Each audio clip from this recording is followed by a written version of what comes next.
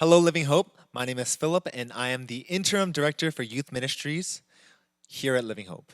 And hi, my name is Robin. I am the Interim Assistant Director of Youth Ministries here at Living Hope. We just want to thank you for allowing us to share our devos with you tonight. We're going to be reading from the passages of Luke 22:38 to 49. And for me, what stood out was when Jesus was talking to the disciples as they entered Gethsemane, was that he told them to kind of stay here and pray that you may not enter into temptation. And he's able to go off into his own prayer session. And when he comes back, he finds the disciples sleeping. And he wakes them up and he tells them, "Hey, why are you sleeping? Rise and pray that you may not enter into temptation." And for me, when something is repeated in the Bible, it's always a point of emphasis. And I think this is a great reminder of how prayer is just a practical and spiritual way to be able to overcome our trials and tribulations.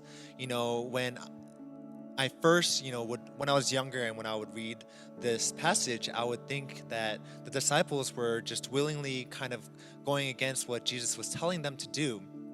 But instead, as I've gotten older, as I've been able to read the passages more and study upon it more, it says that they have fallen asleep from sorrow.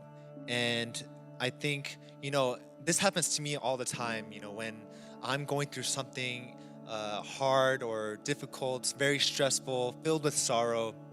It's very easy to lose energy, to even fall asleep sometimes. And this is coming on the eve of Christ's arrest. Jesus has told Peter that, these coming days are kind of his last days. And so with that in mind, it's very easy to understand how they could have fallen asleep during this time.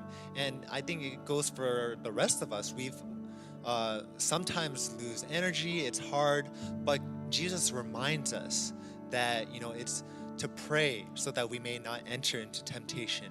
It's a good reminder that, when we're able to pray, we're not only just meditating, which is helpful in all areas of life, but we're also able to commune with the God who is able to guide us and protect us and provide for us and make sure that we're able to overcome, again, these trials and tribulations. Thank you for sharing that, Phil. Yeah, what stood out to me was specifically in the person of Jesus during this account in Luke.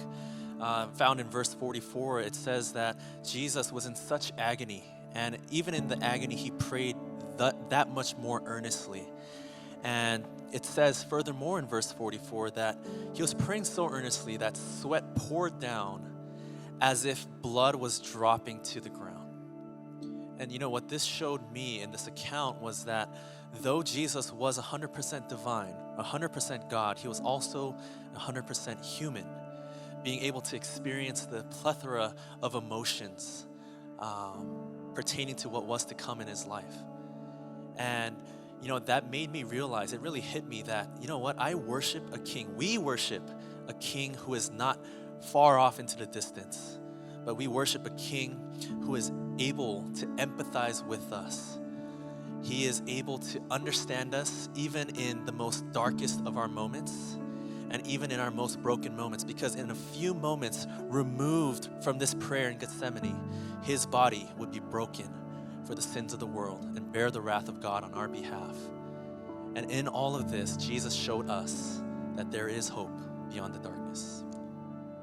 Thank you, Rob. So with that being said, Living Hope, please join us on Easter at Living Hope.